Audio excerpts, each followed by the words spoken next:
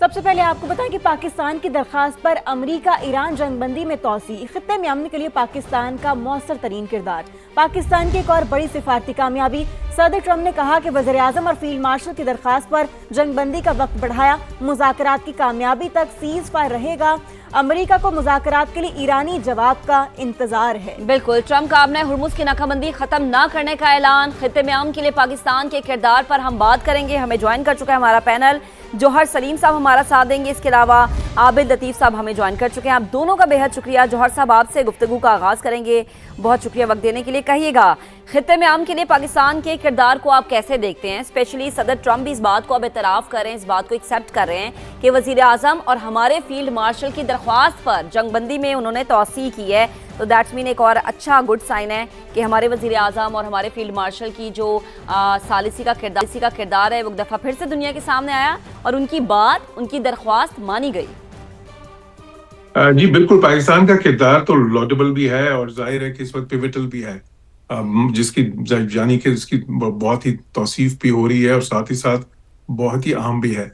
लेकिन देखें, अब कुछ गुड न्यूज़ हैं और कुछ फिर चैलेंजेस हैं। गुड न्यूज़ ये है जो भी आपने कहा, दो चीज़ें कि एक तरफ तो पाकिस्तान के कहने पे अमेरिका ने जो है सीज फायर एक्सटेंड कर दिया और वो भी ओपन एंडेड है, उसमें कोई डेडलाइन नहीं दी अभी उन्होंने, तो ये तो एक बड़ी खुशाइन चीज़ है।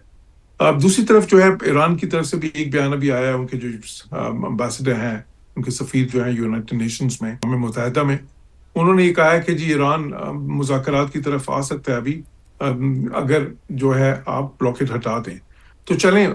जो है एक कुछ वहाँ से तो जो है ना एक मूवमेंट तो हुई, क्योंकि बिल्कुल खामोशी थी कल हमने देखा। तो अब चैलेंजेस क्या हैं?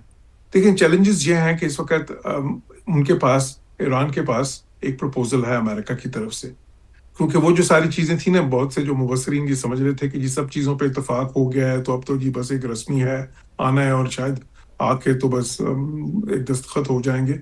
तो मैं मुसलसल ये कह रहा था कि ऐसी बात नहीं है। अभी भी जो अहम तरीन इशू है या इश्यूज हैं, बल्कि उस पर इत्तेफाक नहीं हुआ अभी भी उस पर डाइवर्जेंट हैं पोजीशंस, करीब आई हैं लेकिन अभी भी जो एक खलीज बाकी है। और वो क्या है? वो न्यूक्लियर इशू है प्राइमरीली, जो उसमें फिर दो सबसेट हैं उसके, और साथ ही साथ फिर उससे जो लिंक्ड हैं वो सैंक्शंस रिलीफ का मामला है और जो उनके एसेट्स अनफ्रीज होने हैं उसका मामला है। अब ये बहुत ही क्लोजली लिंक्ड है। बाकी देखें, जो अबनाए हुर्मुज़ की जो बंदिश है, उसके जो खुलने का जहां तक ताल्लुक है उस ब्लॉकेट का, तो ये तो वो लेवरेज पॉइंट्स है ना इस वक्त। वो ये तो एक कोर्सिव डिप्लोमेसी हो रही है और एक बार्गेनिंग, अपनी पोजीशंस बढ़ा रहे हैं, लेकिन असल इश्यूज तो वही हैं जिसका मैंने पहले जिक्र किया, जिस पे इत्तेफाक होना जरूरी। बाकी और भी उसके साथ चलें, सब्सिडरी इश्यूज और भी हैं, लेकिन सबसे अहम तरीन वो हैं। अच्छा, अब तो वो अभी जो है सिचुएशन इस पे है कि उस पे इत्तेफाक नहीं हो रहा। बिल्कुल आप सही कह रहे हैं जौहर साहब, बहुत से फैक्टर्स हैं जो वजह बन रहे हैं। हमारे साथ ही रहेगा आबिद लतीफ़ साहब भी हमारे साथ मौजूद है, उनको भी शामिल गुफ्तगू करते हैं। आबिद साहब, हमने देखा कि पाकिस्तान ने बहुत ही ज़्यादा वाइटल रोल प्ले किया और अभी भी पाकिस्तान साइमल्टेनियसली कन्विंस कर रहा है यूएस को भी और ईरान को भी। स्टिल आपकी नज़र में आपको क्या लगता है कि कौन से ऐसे फैक्टर्स हैं जो हर्डल बन रहे हैं? क्या वो इंटरनल हार्डलाइनर्स हैं या फिर एक्सटर्नल स्पॉयलर्स हैं? बिस्मिल्लाहिर्रहमानिर्रहीम जी, बहुत शुक्रिया मुझे इनवाइट करने के लिए। देखिए जी, ये एक क्योंकि बहुत कम्प्लेक्स इशू है अभी, जिसकी तरफ एम्बेसडर साहब भी इशारा कर रहे थे, और एक ये डिकेड्स का एक मामला है जो कि ज़ाहिर है दिनों में या हफ्तों में या घंटों में तो हल नहीं हो सकता, और कम्प्लेक्सिटीज़ हैं। लेकिन उन कम्प्लेक्सिटीज़ को पाकिस्तान ने, जैसे हम पहले भी कई दफ़ा बात कर चुके हैं, कि अब नेक नियति से और कंस्ट्रक्टिव रोल से काफ़ी हद तक उन कम्प्लेक्सिटी को जो है वो कंट्रोल किया हुआ है। मैं तो ये कहूँगा जो फ्रेजिलिटी है सीज फायर के अंदर, जो ये फ्रेजाइल सीज फायर है, इस मैकेनिज्म के अंदर जो एंटी फ्रेजिलिटी है वो पाकिस्तान ने ऐड की है।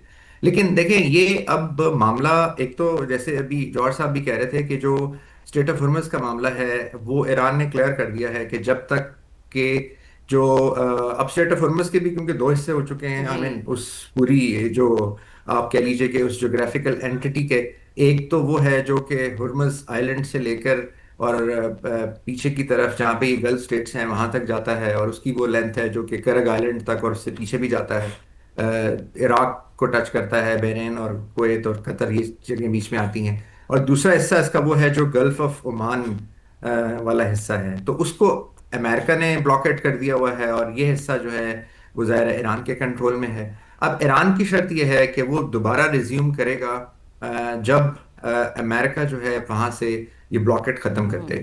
اور یہ جو ایران والا جو اسٹیٹ آف ہرمز ہے جی، کیونکہ یہ تو دیکھیں 22 ناٹیکل مائلز ہے اور 30 ناٹیکل مائلز تو ویسے بھی ایک اسٹیٹ کی اپنی ٹیریٹری ہوتی ہے.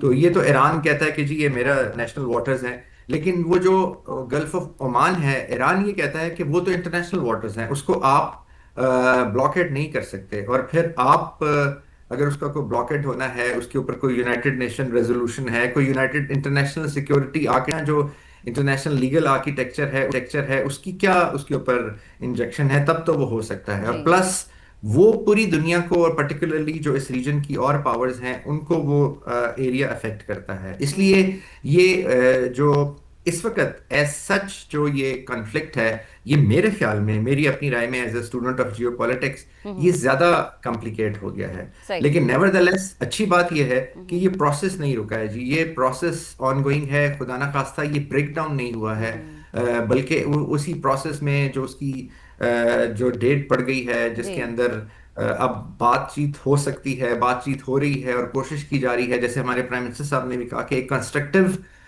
معاہدہ جو ہے وہ انشاءاللہ اس آنے والے چند دنوں میں ضرور ہو جائے گا. بالکل عابد صاحب، اور دونوں ممالک یہی چاہ رہے ہیں کہ اگر ٹیبل پہ ہم بیٹھ جاتے ہیں، مذاکرات کی میز پہ بیٹھ جاتے ہیں، تو ایک اچھی ڈیل لے کے اپنے اپنے گھروں کو جائیں، ایک اچھی فیس سیونگ ہو جائے، جس کی ہمیں پتہ ہے کہ امریکہ کو زیادہ ضرورت ہے، ایران کو اتنی ضرورت نہیں ہے. کیونکہ کل ایرانی شہری جب سڑکوں پر تھے اصفہان، خرم آباد میں، انہوں نے ایک طرح سے جشن منایا، سیلیبریٹ کیا، پوری دنیا کو میسج دیا کہ ہم کسی پریشر کو لے کے کسی طور پہ پریشان نہیں ہیں، بلکہ ایک یونٹی، ایک یکجہتی انہوں نے دکھائی. جوہر صاحب، جیت کوئی بھی نہیں رہا یہاں پہ، صرف سفارتکاری جیت رہی ہے، اور وہ سفارتکاری پاکستان کر رہا ہے. ہماری ڈپلومیسی پوری دنیا اب اس کی معترف ہمیں نظر آ رہی ہے. سر اس پہ بھی پلیز کامنٹ کیجیے گا. جی بالکل، پاکستان کی سفارتکاری تو بریلینٹ تھی، اور ظاہر ہے پوری دنیا نے اس کو مانا بھی اور تسلیم کیا، اور اس وقت بھی بہت ہی اہم ہے، میں سمجھتا ہوں. لیکن دیکھیں جو ہے نا چیلنجز، جس طرح میں نے کہا، وہ ابھی بھی بہت ہیں. اور اس میں یہ اہم ہے کہ اور آپ نے صحیح کہا کہ اس جنگ میں جیت کوئی بھی نہیں رہا. یہ جیت ہار کی بات نہیں ہے. اس وقت ایک ون ون سچویشن کریٹ کرنی ہے دونوں کے لیے. جیتنا صرف امن کو چاہیے، تو لیکن اس کے لیے آپ کو کیا کرنا ہے؟ اس کے لیے ایک ایسی سچویشن بنانی ہے جس میں دونوں سائڈز کو یہ لگے کہ جو ان کے جو کور مطالبات ہیں، وہ اس میں جو یہ کور ڈیمانڈز ہیں ان کی، وہ کس حد تک پوری ہو گئی ہیں. اور اس کے لیے ان کو کچھ لچک دکھانی ہوگی دونوں سائڈز کو.